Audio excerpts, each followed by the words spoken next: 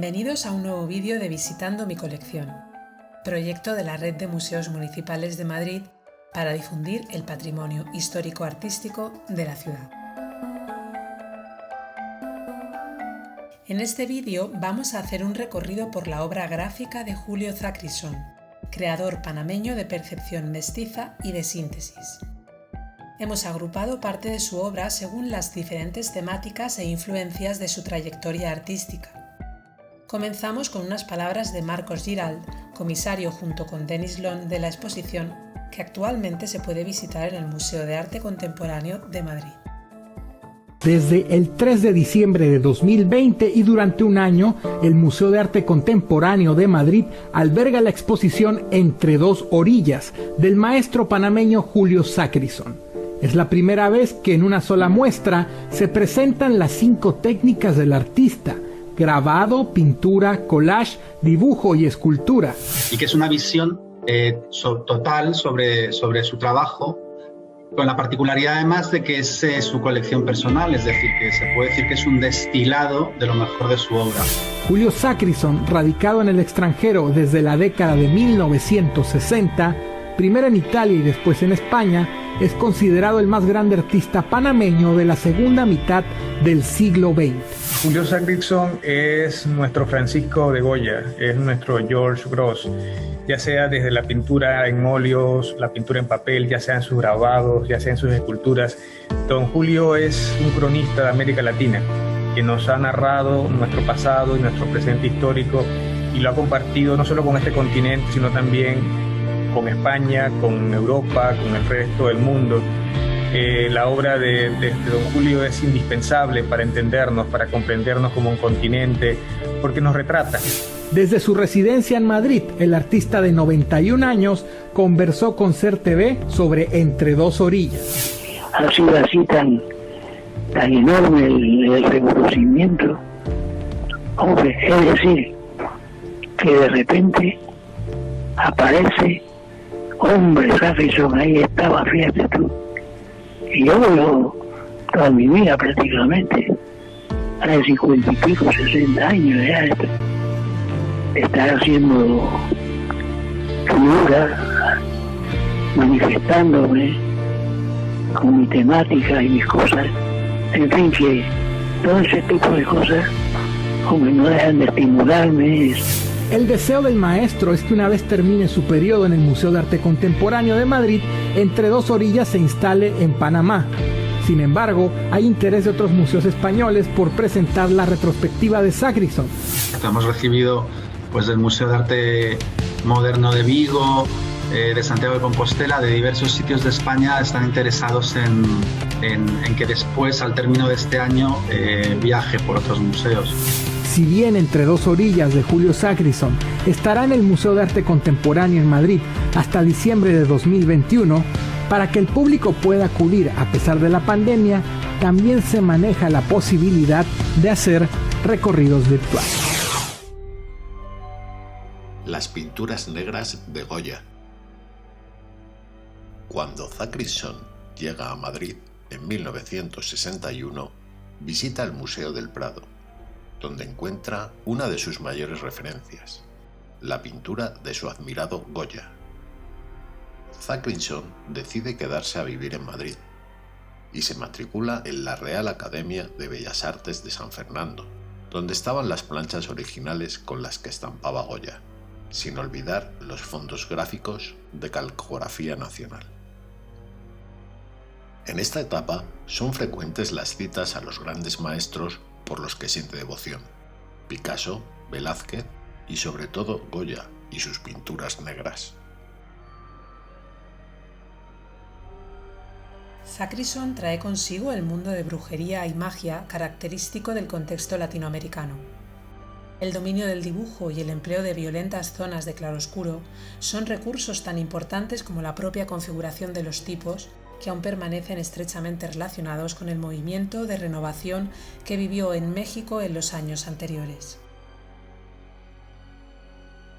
Panamá y la cultura latinoamericana siguen presentes en las estampas, no solo en las soluciones plásticas, sino en la reiteración de determinadas imágenes que llegan a funcionar como signos, en la forma de contarnos la historia o en los títulos.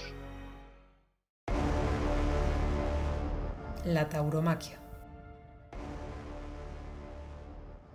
Julio Zachrisson ha sentido una gran fascinación por la tauromaquia, dada la influencia que han ejercido México y España en su vida. También llamada la fiesta brava, es un duelo entre hombre y bestia que generalmente acaba mal para la última. En estas series, Zachrisson invita al espectador a mirar la otra cara de la moneda, en un gesto de simpatía hacia la bestia.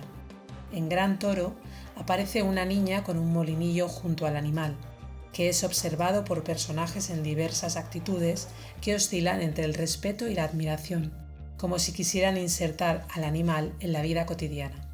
El cuerpo negro del toro domina casi todo el espacio de la composición. En esta obra, el autor se preocupa por la importancia del animal muerto y no por el torero, lo que diferencia al autor de Federico García Lorca y la elegía a su amigo Ignacio Sánchez Mejías. En esta pieza y en su solución espacial encontramos la misma huella de Mantegna que se empleó en el atosigante Habitante muerto, donde la obesa y fofa anatomía ocupa el total del espacio mortuorio, como en este caso lo hace la figura del animal. Los desastres de la guerra. Goya se salió de la iconografía típica de su época, el siglo XVIII, siendo pionero en mostrar la muerte con realismo y crudeza. Zachrisson recoge esas características y las eleva hasta lo esperpéntico. No le interesa mostrarnos los efectos de la guerra de manera literal, sino mostrar lo absurdo, la ironía y la crítica mordaz. Por eso esperpentiza las figuras con las máscaras.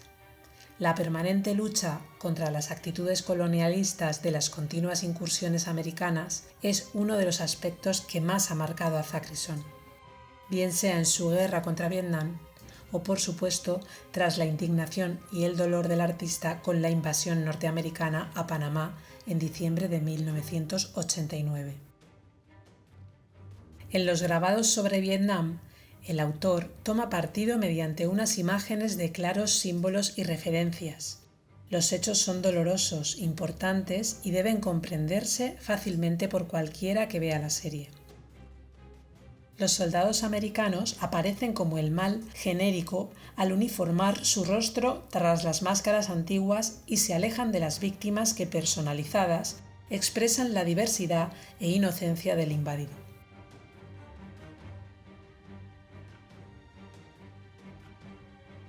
Como puede verse, la experimentación formal de Zachrisson lo había llevado hasta una mayor abstracción de la figura humana. Es una obra muy fuerte, de denuncia. La familia panameña aparece como centro de la composición, destacando su papel de víctima en la conflagración. Se acentúa aún más su protagonismo al estar colocada sobre una mancha de luz en el grabado. La familia es el germen de lo social, pero también de lo individual. La sociedad se constituye a partir de ese número 3. La familia contiene los símbolos de la naturaleza y la cultura del país. A ambos lados de esta familia, a todas luces muerta, aparecen imágenes de los invasores, las fuerzas militares panameñas y multitud de cadáveres. La bandera es una bandera de muerte. La imagen no da mucha cabida a la esperanza.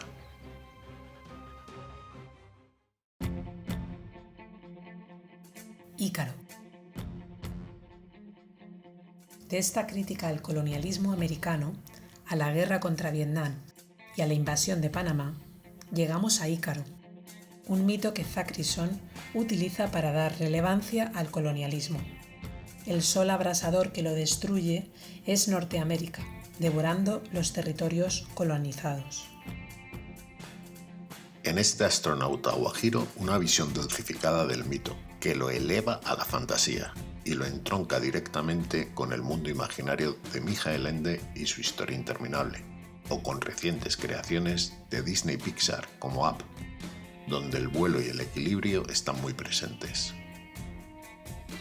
De nuevo, como en su serie Toro Volandero, los personajes vuelan. Es su forma de salvarlos y elevarlos, de darles la relevancia que merecen y siempre un camino abierto hacia un futuro mejor. Su representación del mito entre cosmonauta y profesor chiflado en su extraño vehículo lo entronca directamente con otra de sus grandes influencias, el mundo del circo. El circo. Un mundo especialmente querido por Thakrisson, que tiene alma de niño grande, es el circense, al que tan adictas fueron las vanguardias de Toulouse-Lautrec en adelante.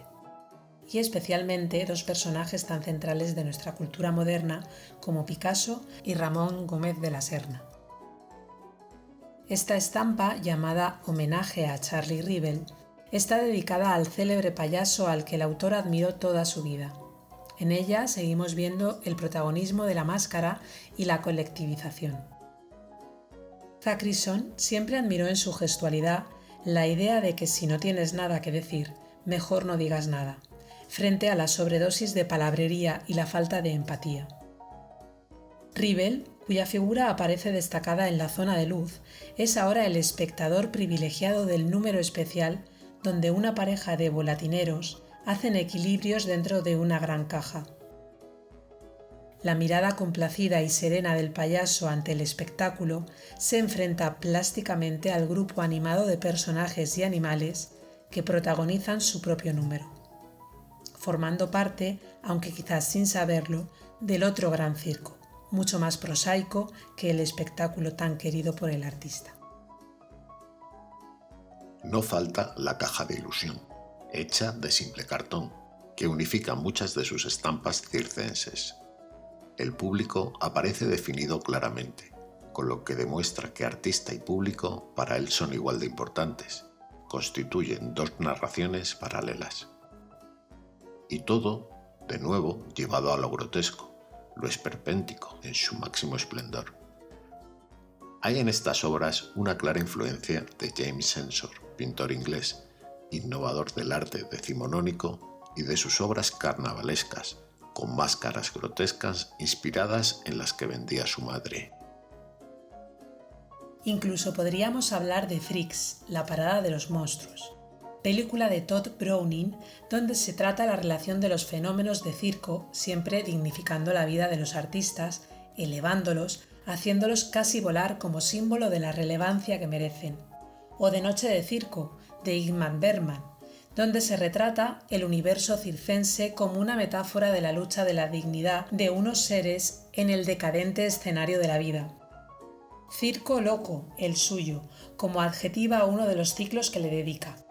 Vemos hipopótamos, elefantes ramonianos o payasos zancudos. Exultante América Latina. En 1492, a partir del desembarco en la isla de Guanahani, la primera isla conquistada del nuevo continente, este ve roto su ensimismamiento para convertirse en destino de millones de europeos, africanos y asiáticos.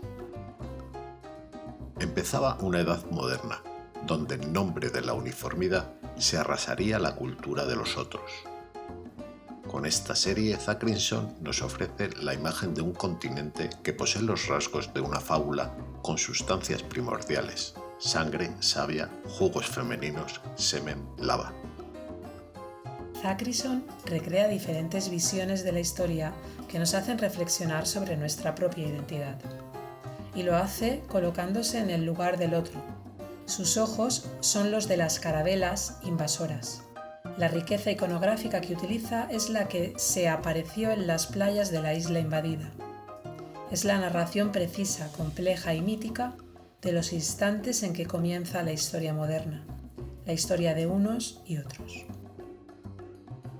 Thakrisson reivindica América Latina desde su totalidad, con sus paisajes, jugando con el hombre y la mujer salvajes, siempre alegres y entusiastas.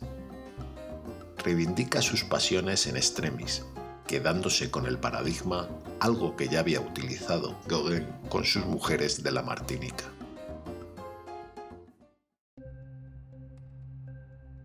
La influencia de la historia de la pintura.